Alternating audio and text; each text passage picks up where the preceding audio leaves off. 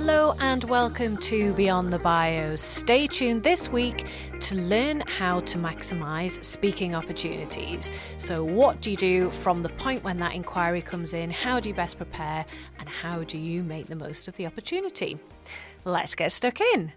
This week is a solo episode focused on maximising those speaking opportunities. Speaking is something that I get asked about a lot. Lots of people want to do it. People get the value that speaking brings. I think people are less nervous now of speaking opportunities, which is great because it helps if you can get over the nerves and get out onto the stage. So I thought this week it would be helpful to walk you through the process that I go through when looking at speaking opportunities and how I prepare and what I do on the day and also after the day as well. Let's go back to the point where the speaking opportunity comes in. So for me, that tends to be either someone going onto the Sophie Milliken website, which is very well set up for speaking opportunities. We'll pop a link to that in the show notes so you can have a look. We have spoken before on the show about having a personal website and how that supports speaking opportunities. So definitely go back and check out that episode, which we'll also pop a link to in the show notes. But have a look at the website because that will show you how I have prepared for speaking opportunities to make the most of them. On the website, you'll see that it's got my bio, a little bit about me. It's got testimonials from previous speaking opportunities. It has some keynote topics that I often speak about. And most importantly, it has a contact form where I'm asking for the details from the event organisers. So someone might stumble upon the website. That's happened before. I've had someone that booked me earlier this year for an event down in London and I had no previous sort of connections with them. And when I asked them how they'd found me, they said they just literally Googled inspirational female speakers. My website had popped up. So that's quite cool. Did get booked from that, but also, if people are on the website, like I say, they will come across this contact form and they'll often fill it in. On the form, it asks things like, have they got a date in mind? Is it in person? Is it remote? How many people are attending? What kind of audience is it? Do they want to use one of the existing topics or suggest a new topic? And then also ask them about their budget. So I think that's a very important question if you are looking at maximising speaking opportunities in terms of income. So all of the relevant information, once they've completed that form, it gets sent through to, I think we have a hello@sophiemilliken.com website set up, which goes through to one of my colleagues who will then look at the opportunity and liaise with the person who has submitted that request. So that's one way that those inquiries come in. Other ways might be someone might message me on LinkedIn or Instagram and ask me if I'll speak at whatever, or I might get an email, or it might come through from my charity role. So there's a few different ways that those inquiries come in. Now, once your profile is decent, you are going to be getting more speaking opportunities. And the thing is, the more you speak, the more inquiries you're going to get because people will see you speaking at an event and you're going to be awesome. And then you're going to find that people in the audience will reach out to you and also ask you to speak at their event. Now, when you're starting out with speaking, you might want to say yes to quite a few things because you're going to want to be building your speaker portfolio, getting some great quality action shots that you can use on your website and in any collateral, and also getting some testimonials. So that is really important when you're starting out. However, the caveat is once you get to a point where you're getting, maybe a couple of inquiries each week, you cannot say yes to all of these things because the reality is it does take a lot of time and energy to prepare and execute a talk well. So you can't be doing it all the time unless your goal is to become a full-time professional speaker, which it might be, right? At the point where you're starting to need to make decisions around which events you go to, you're going to have your own criteria. So for me, my criteria is, does it get me in front of our ideal clients? Because if it does, then that's a win straight away. Does it pay well? This is, for me, is more important when it's not necessarily getting in front of my ideal client. So something where the audience isn't likely to be working with us longer term on some other stuff. So in that case, where's the motivation for me to do it? And it's usually because it is well paid. So that might be some of your own criteria. And also for me, I think about how easy is it going to be? Is it online? Is it within easy traveling distance? They are important things to factor in as well, because if you're doing an event that actually takes you a full day of your time, then it needs to be worth that time. So you've got to weigh all of these things up. And it's fine to say no. This is especially easy if you have something set up like I do with that contact form where I don't even get to see it. It goes to a member of the team.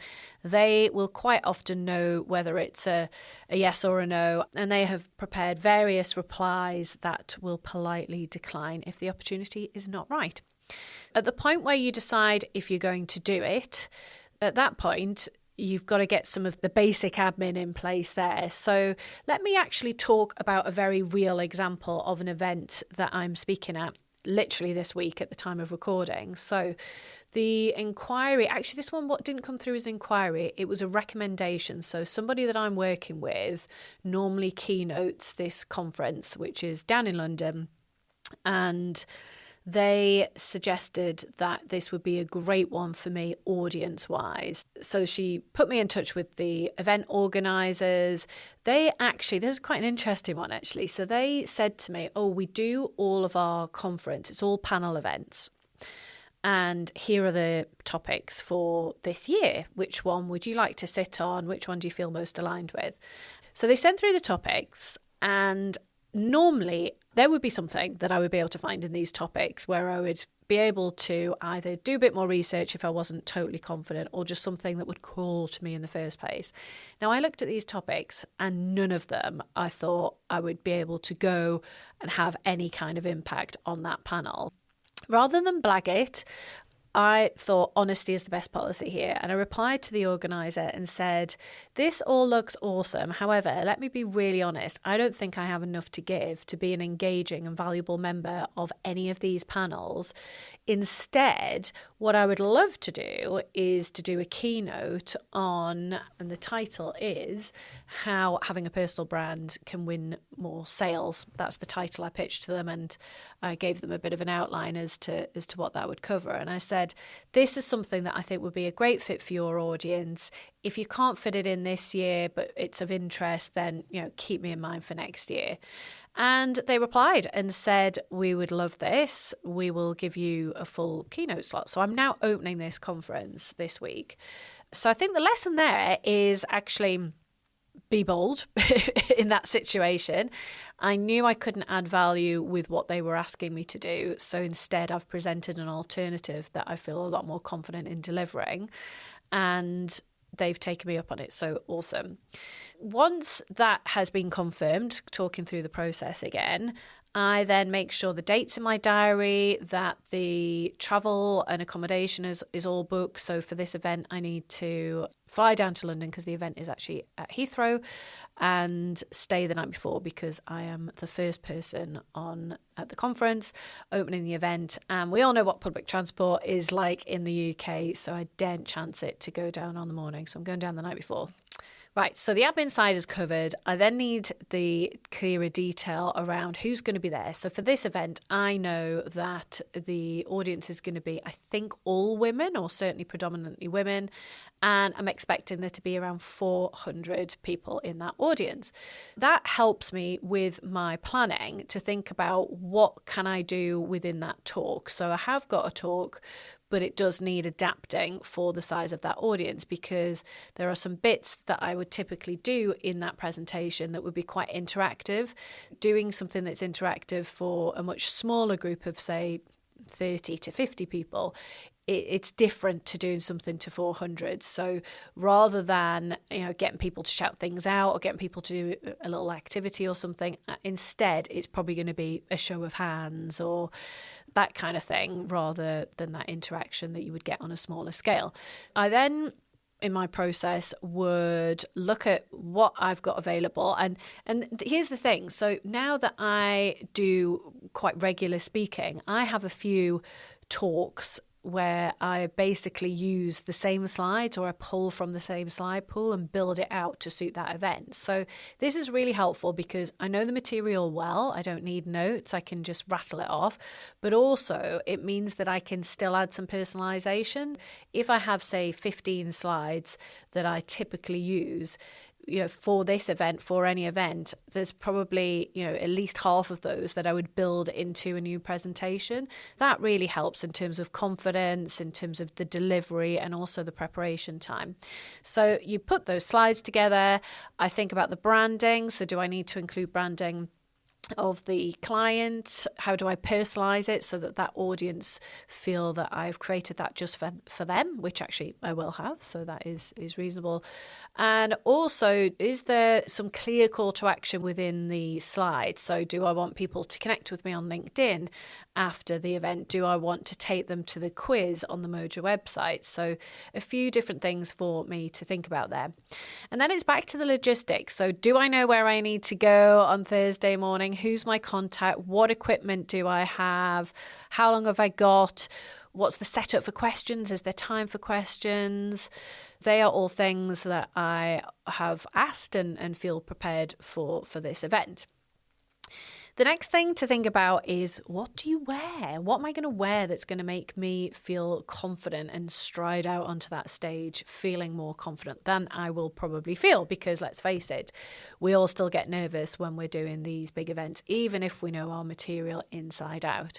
That's something that I haven't actually totally thought about yet, but for an audience full of women, I need to look sharp. So I will be giving that some thought today around what best to wear to feel confident in front of that audience. And again, it's thinking about the size and the scale of the room. So that is going to be a big room. So I'll probably want to wear something quite bold that will stand out and be visible from the attendees that are sitting at the back of the room. Something to think about there. I'll need to think about my makeup as well, and probably wearing a bit more than I normally would for the photos, etc. Then on the day itself, the night before, I'll have got an early night. Hopefully, love an early night at the best of times, but especially when you are first up. And that's another thing. If you can influence what slot you have in the day that fits your energy the best, then definitely take that opportunity. So for me, I am such an early bird.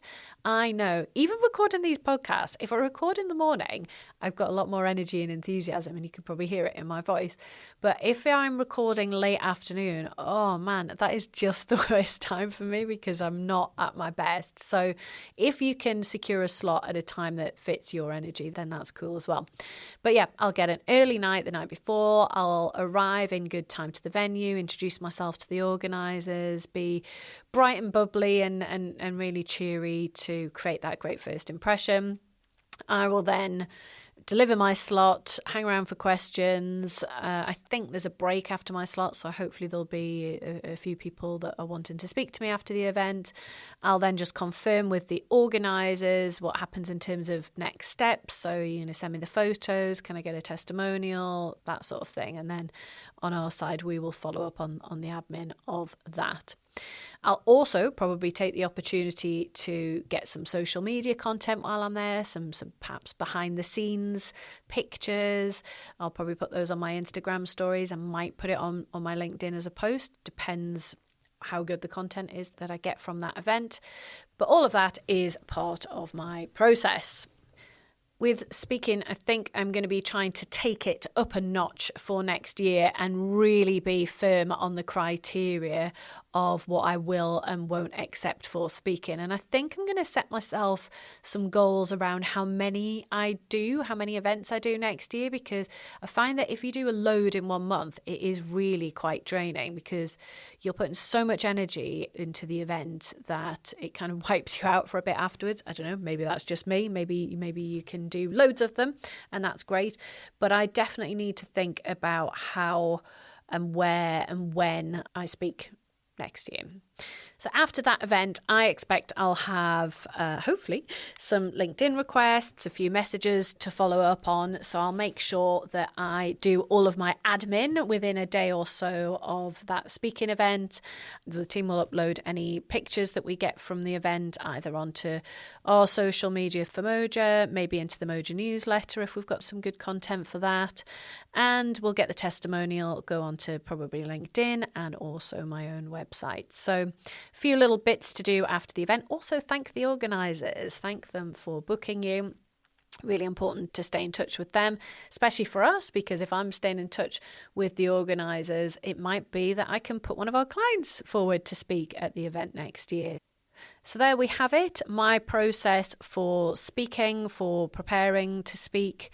If anyone listening is making speaking a focus over the next year or so, you might want to go back and listen to some of the previous episodes that we've had on the topic. In particular, the episode with Danny Wallace, where she was sharing her hints and tips to prepare to speak. So things around the tone of your voice and your stance and some of those more practical tips around speaking, which are super useful for anyone who is just starting out or wants to take their speaking game to a new level and wants to develop their confidence. So again, we'll pop a link to that in the show notes.